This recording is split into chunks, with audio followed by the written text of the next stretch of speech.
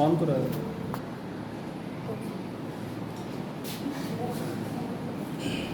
हाँ जी, हमने पढ़ी थी ऊष्माक्षेपी अभिक्रिया, एक्सोथर्मिक रिएक्शंस। हमने उसमें उदाहरण भी पढ़े थे। पहला उदाहरण पढ़ा था, जैसे कि आपने पढ़ा था श्वसन एक ऊष्माक्षेपी अभिक्रिया है। कई बार ये क्वेश्चन पूछ लिया जाता है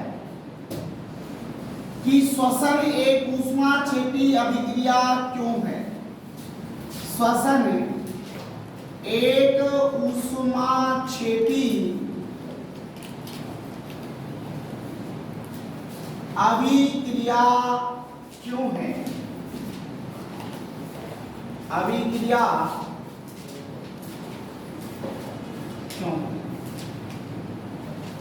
देखिए, अगर हमसे पूछा जाए श्वसन एक ऊष्माक्षेपी अभिक्रिया क्यों है, तो हम कह सकते हैं कि हमें देखिए जीवित रहने के लिए भोजन की आवश्यकता होती है।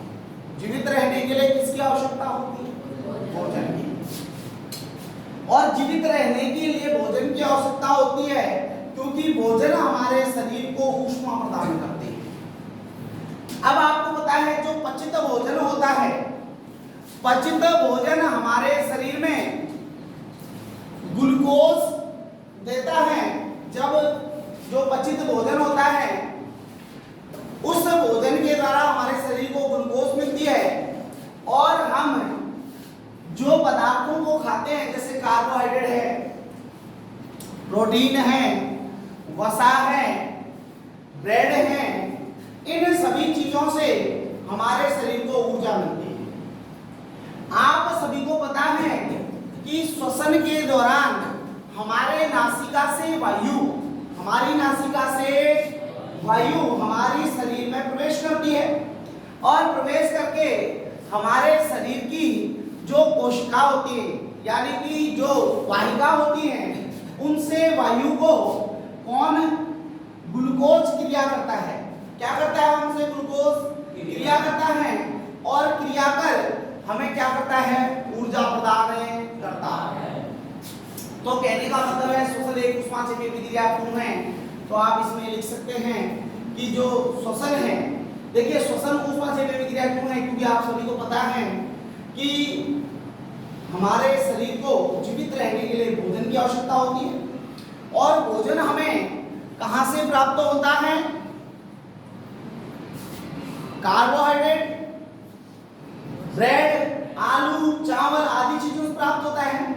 इस पचित भोजन के द्वारा हमें ग्लूकोज प्राप्त होती है और हमारे शरीर की जो रुधिर वाहिका होती है वहां से हमें क्या प्राप्त होती है? ऑक्सीजन प्राप्त होती है और उस ऑक्सीजन से ग्लूकोज क्रिया करके यानी जो भोजन है उसका पूर्णतः पाचन हो जाता है। इसलिए हम कह सकते हैं श्वसन एक ऐसी अभिक्रिया ऊष्माक्षेपी अभिक्रिया है।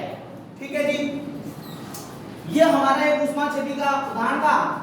एक उदाहरण हमारा ये भी आता है कि कंपोस्ट खाद बनाने की अभिक्रिया।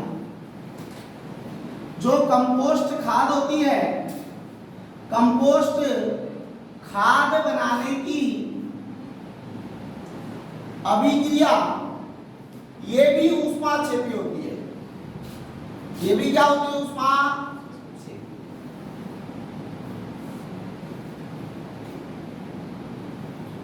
ये भी ऊष्माक्षेपी का उदाहरण है। तो हमें ये भी पता लग गया जो श्वसन एक ऊष्माक्षेपी अभिक्रिया है क्यों है, कारण पता लग गया।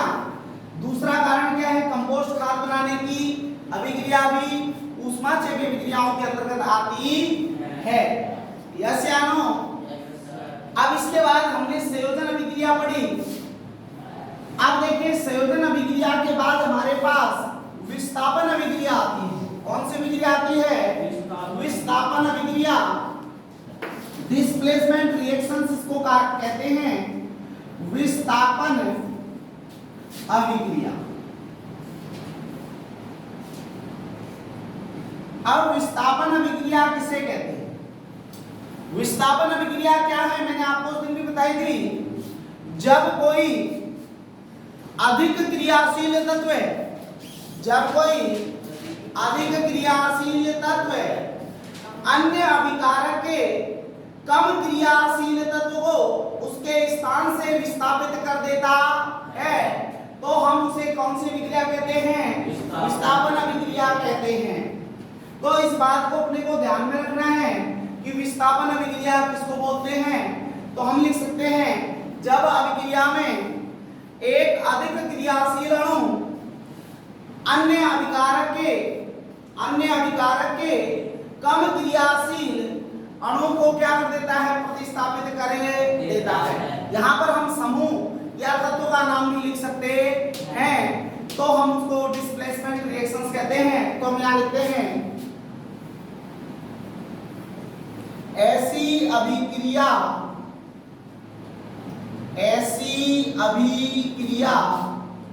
जिसमें अधिक अभिक्रियाशील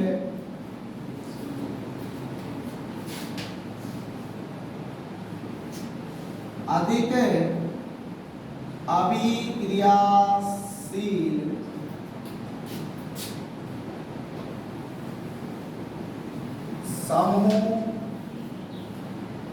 अधिक अभिक्रियाशील तत्व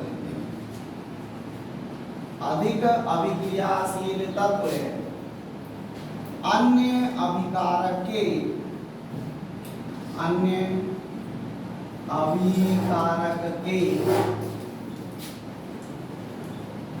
कम क्रियाशील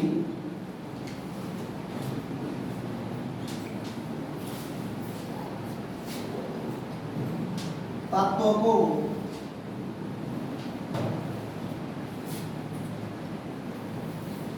उसके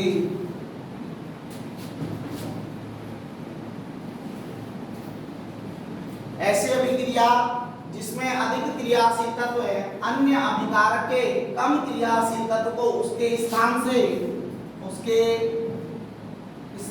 से प्रतिस्थापित कर देता है, या विस्थापित लिख दो, आप विस्थापित ही लिख दीजिए, विस्थापन अभिक्रिया है, विस्थापित कर देता है।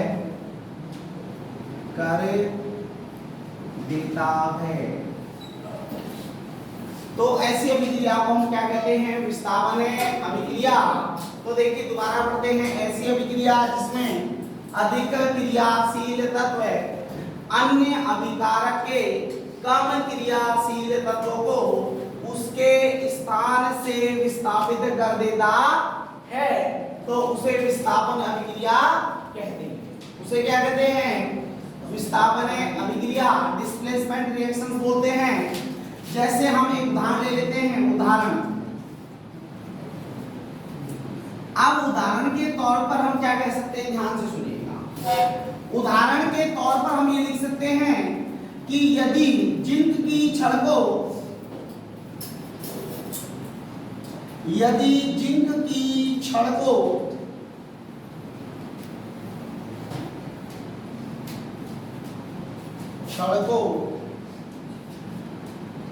कॉपर सल्फेट के विलयन में रख दिया जाए, कॉपर सल्फेट के विलयन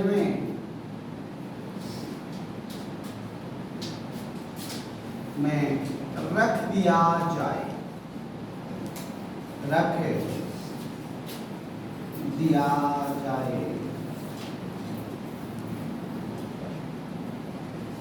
रख दिया जाए। यदि जिंक की छड़ ली और छड़ को कॉपर सल्फेट के विलयन में रख दिया, यस या नो, तो आपको कुछ परिवर्तन देखने को मिलेंगे। परिवर्तन ये होगा कि जो कॉपर सल्फेट है इसका रंग हरा मतलब हल्का हो जाएगा, इसका रंग क्या हो जाएगा? हल्का नीला हो जाएगा। कैसा हो जाएगा? हल्का।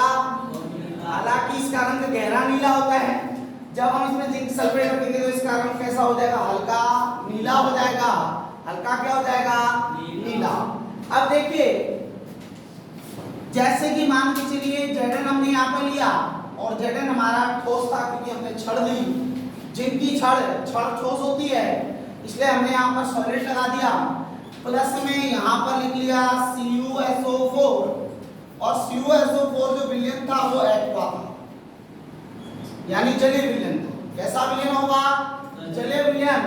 और आपको बताइए अधिक क्रियाशील तत्व है। Zn कैसा है? अधिक क्रियाशील तत्व है, अधिक क्रियाशील तत्व है। और यहां पर जो आपका CuSO4 है, CuSO4 में जो Cu है वो कम क्रियाशील तत्व है, कम क्रियाशील तत्व, कम क्रियाशील तत्व है। हाँ, तो आपको पता है अधिक क्रियाशील कम क्रियाशील तत्व को उसके विलयन से निकाले लेगा, अर्थात उसके विलयन या उसके समूह से उसको प्रतिस्थापित कर देगा। कह सकते हैं कि जिंक अधिक क्रियाशील तत्व है, तो जिंक कॉपर सल्फेट को कॉपर के विलयन से क्या कर देता है? प्रतिस्थापित करे देता है, जिसके कारण जो कॉपर सल्फेट का रंग है वो हल्का नीला हो जाता है। कैसा हो जाएगा? हल्का नीला हो जाएगा। तो यहां बन जाएगा ZnSO4 और यहां बन जाएगा CuS। देखिए इस अभिक्रिया में जिंक का ऑक्सीकरण और Cu का अपचयन हो रहा है, ठीक है। सेम ऐसी ही आपकी बुक में एक उदाहरण और है, उदाहरण नंबर 2। उदाहरण नंबर 2 ये है कि आपकी बुक में लिखा है यदि लोहे की कील को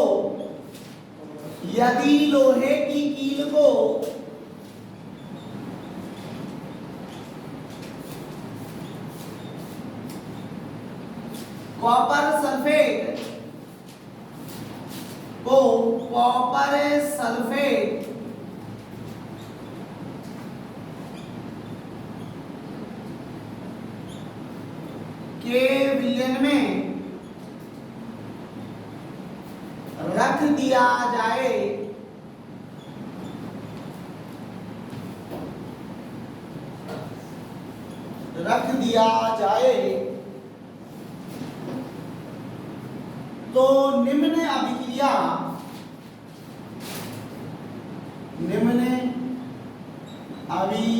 में लोहे का रंग क्या होगा? लोहे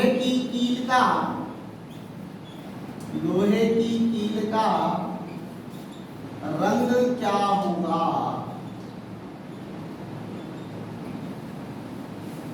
लोहे की कील का रंग क्या होगा? यदि लोहे की कील को कॉपर सल्फेट के विलयन में रख दिया जाए तो निम्न अभिक्रिया में लोहे की कील का रंग क्या होगा? तो देखिए सभी लोग यहाँ जानते हैं कि जो लोहा होता है यानी Fe और कॉपर सल्फेट का विलयन हुआ CuSO। कील आपको पता है ठोस होती है और कॉपर सल्फेट का विलयन जलीय विलयन होता है। क्रिया कराएंगे तो क्या बनेगा? FeSO4, क्योंकि आपको सभी को पता है जो कॉपर सल्फेट होता है CuSO4 बनेगा। अब आपको पता है कि कॉपर सल्फेट है वो Cu से कम क्रियाशील है। मैंने आपको पहले भी सारणी बनवाई थी, अभिक्रियाशीलता की सारणी लिखवाई थी। उसमें आपने देखा होगा कि जो Fe है वह अधिक अभिक्रियाशील है और Zn Cu कम क्रियाशील है, ठीक है ना। कम क्रियाशील कौन है? Cu। अधिक क्रियाशील कौन है? Fe। अधिक क्रियाशील Cu को क्या कर देगा? उसके विलयन से प्रतिस्थापित है और यहाँ पर आपका क्या प्राप्त हो जाएगा? Cu। क्या प्राप्त हो जाएगा? Cu। अर्थात यहाँ पर इसका रंग पूछेगा तो आप लिखोगे इसका रंग भूरा हो जाएगा। इसका रंग कैसा प्राप्त होगा आपको? भूरा, क्योंकि जब आप उसको कॉपर सल्फेट के विलयन में कीलों को रखते हैं तो कीलों को रखने पर आपकी जो कील हैं वो कैसी दिखाई देंगी? भूरे रंग की, क्योंकि वो किससे क्रिया करेंगी? कॉपर है सल्फेट से और FeSO4 बना देंगी, अर्थात फेरस सल्फेट बना देंगी। क्या बना लेंगी? फेरस सल्फेट बना लेगा और फेरस सल्फेट की वजह से उसका रंग भूरा हो जाएगा और Cu विलयन से विस्थापित हो रहा है, जब विस्थापित हो रहा है तो इसका मतलब आपको पता लग गया, इसका वही होगा कि रंग कैसा हो जाएगा, गहरे की जगह हल्का हो जाएगा। गहरे की जगह कैसा हो जाएगा, हल्का नीला। कैसा हो जाएगा, हल्का नीला। तो हमने विस्थापन अभिक्रिया के बारे में टोटल जो बात थी वो पढ़े ली। ठीक है जी, इतनी बात समझ में आ गई। हाँ जी, अगला जो अपना पॉइंट आता है विस्थापन के बाद, वो आता है द्विविस्थापन। कौन सा आता है, द्विविस्थापन। यस या नो। अब देखिए द्विविस्थापन में हम पढ़ेंगे कि द्विविस्थापन अभिक्रिया होती क्या है।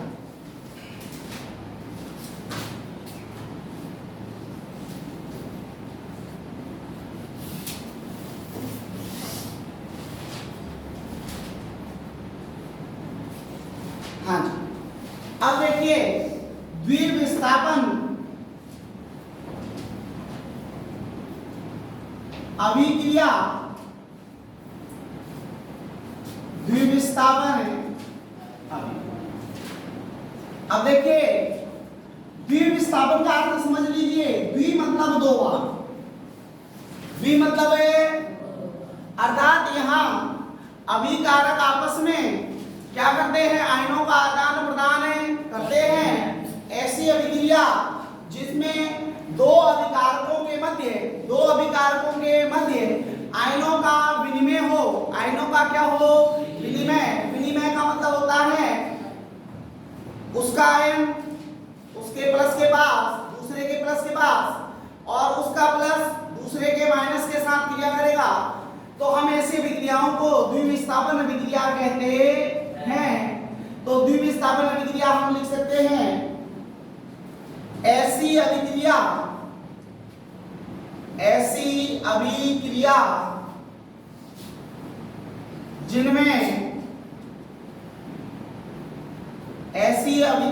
जिनमें दो अभिकारकों के मध्य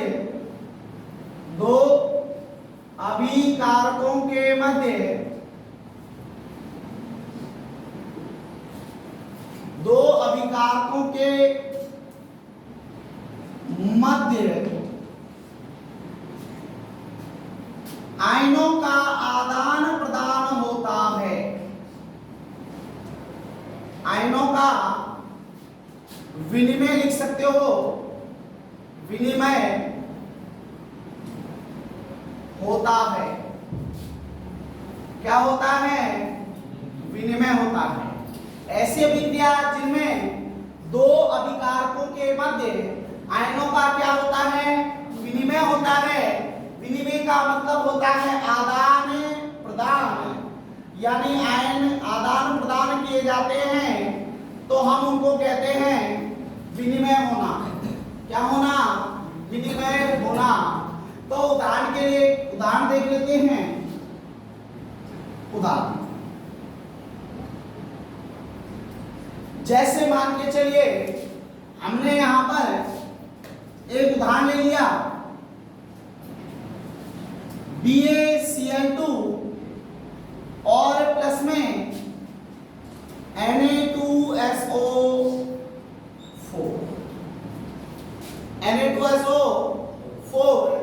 देखिए आपको बताया ये भी एक्वा सॉल्यूशन होगा और ये भी एक्वा, दोनों ही एक्वा होंगे।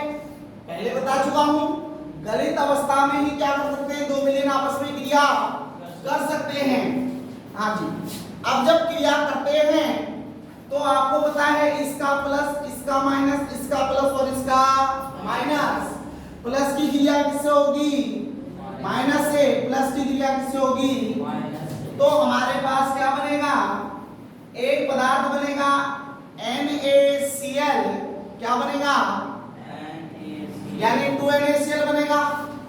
क्या बनेगा, 2Na और प्लस में BaSO4। क्या बनेगा, BaSO4। हाँ जी, ये तो एक्वस बनेगा, लेकिन ये कैसा बन जाएगा, सॉलिड, क्योंकि ये अवक्षेप होता है। क्या होता है, अभिक्रिया को संतुलित करेंगे। Ba का एक, SO4 का एक, SO4 का भी एक है, S का मान लो चाहे, Cl के दो, Na के दो, Na के दो। यहां पर जो हमारा अवक्षेप निकलता है, यह श्वेत अवक्षेप होता है। कैसा अवक्षेप होता है? श्वेत अवक्षेप होता है। कैसा होता है? श्वेत अवक्षेप होता है। और मैंने आपको बताया था कि जो डाउन एरो होती है, यानी कि नीचे की ओर जो तीर का निशान होता है, वह अवक्षेप को प्रदर्शित करता है। तो हम द्विविस्थापन की अभिक्रिया पढ़ सकते हैं। ऐसी अभिक्रिया जिनमें दो अभिकारकों के मध्य आयनों का विनिमय होता है। तो नीचे आप देख रहे हैं कि दो अभिकारक हैं और दोनों अभिकारक अपने आयनों का क्या कर रहे हैं? आदान प्रदान कर रहे हैं। इसका माइनस इसके प्लस के साथ और इसका माइनस इसके प्लस के साथ। तो हमारे पास एक अभिक्रिया आई है, इसको बोलते हैं बेरियम क्लोराइड। बेरियम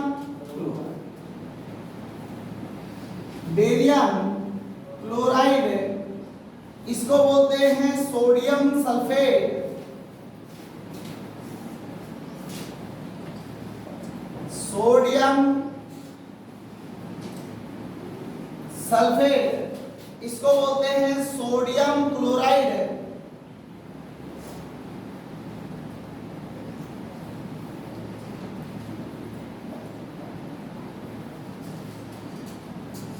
इसको क्या बोलते हैं? Sodium chloride.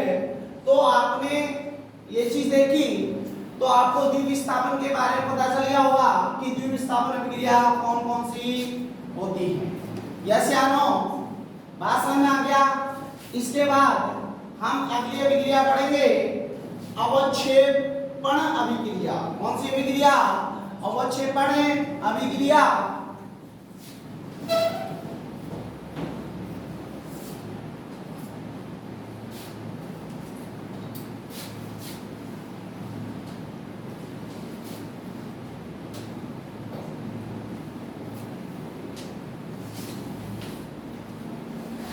हाँ जी, अगली जो नेक्स्ट अभिक्रिया है हमारी, वह अवक्षेपण अभिक्रिया है।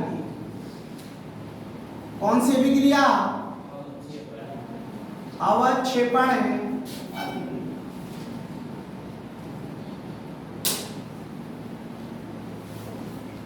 देखिए, ऐसी अभिक्रिया जिनमें अवक्षेप का निर्माण होता है। ठीक है ना? किसका निर्माण होता है? अवक्षेप। अब अवक्षेप होते क्या है? देखो, आप सभी को पता है विलयन में जो पदार्थ अवलेय अवस्था में रहते हैं, विलयन में जो पदार्थ कैसी अवस्था में रहते हैं? अवलेय अवस्था में रहते हैं, अर्थात घुलते नहीं हैं, तलहटी पर बैठ जाते हैं, है ना?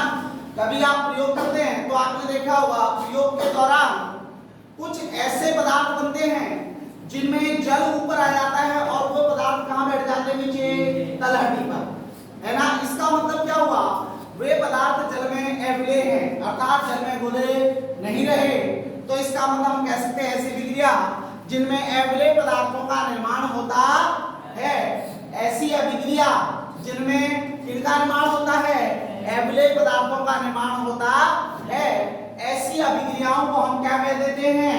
अवक्षेपण अभिक्रिया। बात समझ आ गई होगी। इस अभिक्रिया के बारे में हम आपको कल लिखवा देंगे।